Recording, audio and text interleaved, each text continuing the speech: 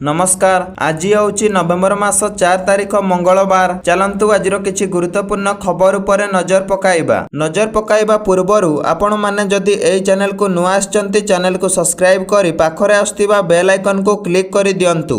ता सहित आपण माने केउ जिल्लारु देखुचंती ताहा नियाती भाबे कमेंट माध्यम रे जणाई देबे। तेबे चलंतु आउ डेरी न करी खबर उपरे नजर पकाइबा। आजिकार प्रथम खबर, राज्य को एबे वर्षार भय नाही। गोटिए किंबा दुईटी स्थान रे हल्कारु मध्यम धरणर वर्षा संभावना रहिथिले मध्य बाकी समस्त जिल्लार पाग मुख्यतः सुखिला रहिबो बोली आंचलिक पाणीपाग विभाग पक्षरु सूचना दिया जायछि। सोमवार रायगड़ा और राज्यर दक्षिण उपकूलवर्ती जिल्लागुड़िकर किछि स्थान रे हल्कारु मध्यम धरणर वर्षा हेबार संभावना रहिछि। आसंता शनिवार पर्यंत राज्य रे पाग मुख्यतः सुखिला रहिबो। अपरपक्षे भारतीय पाणीपाग विभागर सूचना अनुसार पूर्व केंद्रीय एवं संलग्न उत्तर पूर्व अरब सागर उपरे एक लघुचाप क्षेत्र रहिछि। गांगेय पश्चिमबंग उत्तर अंश एवं संलग्न अंचल उपरे आउ एक लघुचाप क्षेत्र रहिछि। एहा प्रभाव रे गुजरात, कोंकण, गोवा, मध्य महाराष्ट्र, पश्चिमबंग, सिक्किम, बिहार एवं उत्तर पूर्व अंचलर विभिन्न स्थान रे प्रबल वर्षा हेबार संभावना रहिछि। परवर्ती खबर, नुआपड़ा उपनिर्वाचन पई प्रशासनिक स्तर रे प्रक्रिया आरंभ होइथिबा बेले राजनैतिक महल मध्य सरगरम हेबारे लागिछि। आउ मात्र किछि दिनर कथा, नवेम्बर 11 तारिख रे नुआपड़ा रे हेबो उपनिर्वाचन बोली सूचना मिलिछि। एथिपई प्रमुख तीन दलर नेता एबे मैदान को ओह्लाइबा आरंभ करिसंती। कुआ जाउछि जे नुआपड़ा रे काळे बीजेपी आउ बीजेडी भितरे कोडा टक्कर देखिबाकू मिलिबो।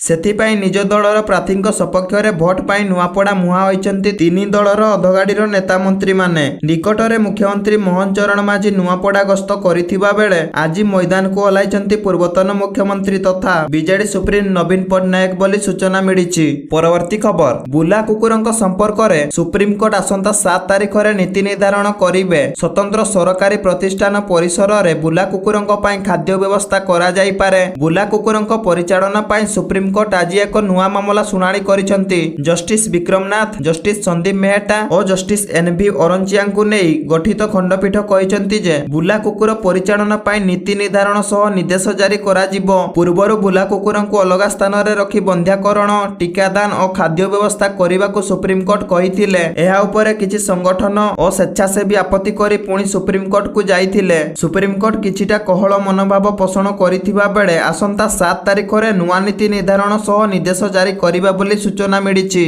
परवर्ती खबर, पीएमजी केवाईसी भारत सरकार को एक गुरुत्वपूर्ण खाद्य सुरक्षा योजना। प्रधानमंत्री नरेंद्र मोदी मार्च 2020 रे कोविड-19 महामारी समय रे एही योजना आरंभ करिथिले, जहा द्वारा लॉकडाउन एवं आर्थिक संकट जोगु केही खाद्य संकटर सम्मुखीन न हुअंती। परवर्ती समय रे एहार आवश्यकता को दृष्टि रे रखी एहाको क्रमागत भाव रे विस्तार करा जायछि। एही योजना रे अंतर्गत हिताधिकारी को अनेक प्रकार लाभ प्रदान करिथाए। प्रायोरिटी हाउस होल्ड श्रेणी रो राशन कार्ड धारी को प्रति मास रे व्यक्ति पिछा 5 किलोग्राम हिसाब रे गहम किंबा चाउल संपूर्ण मागणा रे दिया जाइथाए। एहा छोड़ा अंतर्दय अन्न योजना एवाईसी अंतर्भुक्त प्रत्येक परिवार को मासको 35 किलोग्राम खाद्य शस्य मागणा रे दिया जाइथाए। एही योजना जातीय खाद्य सुरक्षा आईन एनएफएस अधीन रे मिलुथिबा सब्सिडी युक्त राशन रे अतिरिक्त होइथिबारु पीएमजी केवाईसी आगामी 5 वर्ष पई संपूर्ण मागणा करि दैछि बोली सूचना मिलिछि। परवर्ती खबर, बौद्ध पुलिस पक्षरु टाउन हॉल ठारे साइबर सुरक्षा अभियान सभा अनुष्ठित होई जाइछि। कंटामाल विधायक कन्हई चरण डांग मुख्य अतिथि भाबरे जोगदेई सभा को उद्घाटन करिथिले।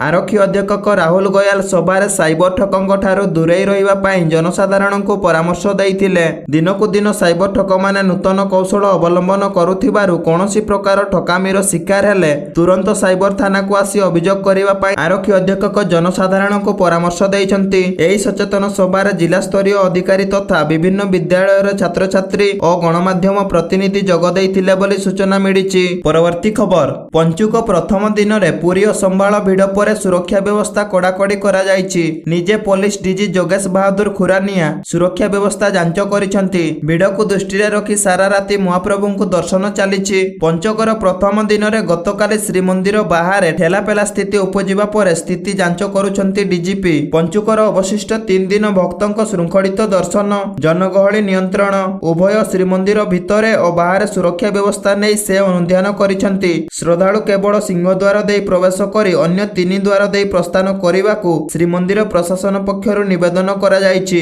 ଭକ୍ତ ପୁନର୍ବାର ସିଂହଦ୍ୱାର ଦେଇ ପ୍ରସ୍ଥାନ ନ କରିବାକୁ ଶ୍ରୀମନ୍ଦିର ମୁଖ୍ୟ ପ୍ରଶାସନ ଅନୁରୋଧ କରିଛନ୍ତି। ପରବର୍ତ୍ତୀ ଖବର, ବଢିଲା ସୁନା ଓ ରୂପାର ଦର। ଗହଣା କିଣିବା ପୂର୍ବରୁ ନଜର ପକାନ୍ତୁ କେଉଁ ସହରରେ କେତେ ରହିଛି ସୁନା ଦର। ତେବେ ଯଦି ଆପଣ ଆଜି ସୁନା କିଣିବାକୁ ଚାହୁଁଛନ୍ତି ବା ଯୋଜନା କରିଛନ୍ତି ତେବେ ପ୍ରଥମେ ଜାଣି ନିଅନ୍ତୁ ଆଜି ସୁନା ଦର କେତେ ଅଛି। ସେହିପରି ରାଜଧାନୀ ଭୁବନେଶ୍ୱରରେ 24 କ୍ୟାରେଟ ସୁନା ମୂଲ୍ୟ 10 ଗ୍ରାମ ପିଛା 1,23,170 ଟଙ୍କା ରହିଥିବା ବେଳେ 22 କ୍ୟାରେଟ ସୁନାର ମୂଲ୍ୟ 1,12,900 ଟଙ୍କାକୁ ପହଞ୍ଚିଛି। ଯଦି ଆପଣ ସୁନାର ଶୁଦ୍ଧତା ଯାଞ୍ଚ କରିବାକୁ ଚାହୁଁଛନ୍ତି ତେବେ ଆପଣ BIS କେୟାର ଆପ୍ରେ ଯାଞ୍ଚ କରିପାରିବେ। ହଲମାର୍କ କିମ୍ବା ପଞ୍ଜୀକରଣ ସଂଖ୍ୟା ଭୁଲ ଥିଲେ ଆପଣ ସିଧାସଳଖ ସରକାରଙ୍କ ନିକଟରେ ଅଭିଯୋଗ କରିପାରିବେ। ଅଭିଯୋଗ କରିବା ପରେ ଏହି ପ୍ରସଙ୍ଗରେ କ'ଣ ପଦକ୍ଷେପ ନିଆଯାଇଛି ସେ ସମ୍ବନ୍ଧରେ ମଧ୍ୟ ସୂଚନା ପାଇପାରିବେ ବୋଲି କୁହାଯାଉଛି। ପରବର୍ତ୍ତୀ ଖବର, ରାଜସ୍ଥାନର ଜୟପୁର ଲୋହାମଣ୍ଡି ରାସ୍ତାରେ ସୋମବାର ଘଟିଥିବା ଭୟାବହ ସଡ଼କ ଦୁର୍ଘଟଣା ଛାତିକୁ ଥରାଇ ଦେଉଛି। ଏକ ଡମ୍ଫର ନିୟନ୍ତ୍ରଣ ହରାଇ ଅନେକ ଗାଡ଼ିକୁ ଧକ୍କା ଦେଇ ଆଗକୁ ବଢ଼ି ଯାଇଥିଲା। ଦୁଃଖର ବିଷୟ ଏହିକି ଯେ ଦୁର୍ଘଟଣାରେ 19 ଜଣ ଯାତ୍ରୀଙ୍କ ଘଟଣାସ୍ଥଳରେ ମୃତ୍ୟୁ ହୋଇଯାଇଥିବା ସୂଚନା ରହିଥିବା ବେଳେ ମୃତ୍ୟୁ ସଂଖ୍ୟା ଆହୁରି ବଢ଼ିପାରେ ବୋଲି ଆଶଙ୍କା କରାଯାଉଛି। ଘଟଣାସ୍ଥଳରେ ଥିବା ପ୍ରତ୍ୟକ୍ଷଦର୍ଶୀଙ୍କ କହିବା ଅନୁସାରେ ରାସ୍ତାରେ ଦ୍ରୁତ ଗତିରେ ଯାଉଥିବା ଡମ୍ଫରଟି ହଠାତ୍ ବ୍ରେକ୍ ଫେଲ୍ ହୋଇଯାଇଥିଲା। ଫଳରେ ନିୟନ୍ତ୍ରଣ ହରାଇ ଡମ୍ଫରଟି ଅନେକ 4 ଚକିଆ ଏବଂ 2 ଚକିଆ ଗାଡ଼ିକୁ ଧକ୍କା ଦେଇ ଆଗକୁ ବଢ଼ି ଯାଇଥିଲା। ଘଟଣାସ୍ଥଳରେ 19 ଜଣଙ୍କର ମୃତ୍ୟୁ ହୋଇଥିବା ବେଳେ 40 ଜଣ ଏହି ଦୁର୍ଘଟଣାରେ ଗୁରୁତର ଆହତ ହୋଇଥିବା ସୂଚନା ମିଳିଛି। ପରବର୍ତ୍ତୀ ଖବର, ଆଫଗାନିସ୍ତାନରେ ପୁଣି ଥରେ ଏକ ଶକ୍ତିଶାଳୀ ଭୂମିକମ୍ପ ବ୍ୟାପକ କ୍ଷୟକ୍ଷତି ଘଟାଇଛି।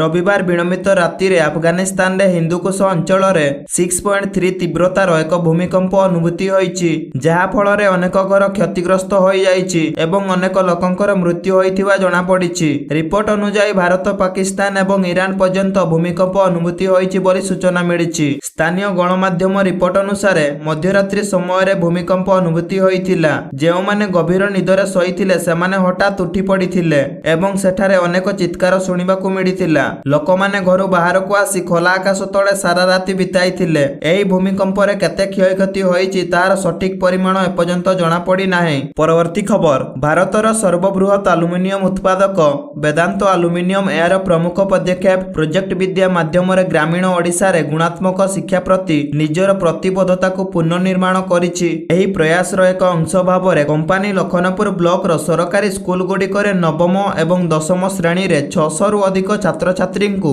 ଓଡ଼ିଶା ମାଧ୍ୟମିକ ବିଦ୍ୟାଳୟ ଶିକ୍ଷକ ସଂଘ ଅଷ୍ଟା ଦ୍ୱାରା ପ୍ରକାଶିତ ସନ୍ଦର୍ଭ ପୁସ୍ତକ ବଣ୍ଟନ କରି ଶୈକ୍ଷିକ ସହାୟତା ପ୍ରଦାନ କରିଛି, ଯେଉଁଥିରେ ବ୍ୟକ୍ତିଗତ ଏବଂ ବସ୍ତୁଗତ ଉଭୟ ସାମଗ୍ରୀ ଅନ୍ତର୍ଭୁକ୍ତ। ଛାତ୍ରଛାତ୍ରୀମାନଙ୍କର ଧାରଣାଗତ ବୁଝାମଣାକୁ ସୁଦୃଢ଼ କରିବା ଏବଂ ସେମାନଙ୍କର ସମସ୍ୟା ସମାଧାନ ଦକ୍ଷତା ବୃଦ୍ଧି କରିବା ପାଇଁ ଡିଜାଇନ କରାଯାଇଛି, ଯାହା ଛାତ୍ରଛାତ୍ରୀମାନଙ୍କୁ ସେମାନଙ୍କର ଆଗାମୀ ବୋର୍ଡ ପରୀକ୍ଷା ପାଇଁ ପ୍ରଭାବଶାଳୀ ଭାବରେ ପ୍ରସ୍ତୁତ କରିବାରେ ସାହାଯ୍ୟ କରିବ। ଏହି ପଦକ୍ଷେପ ବଞ୍ଜାରୀ SSD ସରକାରୀ ଉଚ୍ଚ ବିଦ୍ୟାଳୟ, ପିପିଲିମା ଉଚ୍ଚ ବିଦ୍ୟାଳୟ, ହୌରକୁନି ଉଚ୍ଚ ବିଦ୍ୟାଳୟ, କୁରାଲଇ ଏବଂ ଲୁଆବାହାଲ ଉଚ୍ଚ ବିଦ୍ୟାଳୟ, UGHS ଜାଲପାଲାମ ଏବଂ ସରକାରୀ UGHS ଛତାବର ଛାତ୍ରଛାତ୍ରୀମାନଙ୍କୁ ଲାଭ ଦେଇଛି ବୋଲି ସୂଚନା ମିଳିଛି।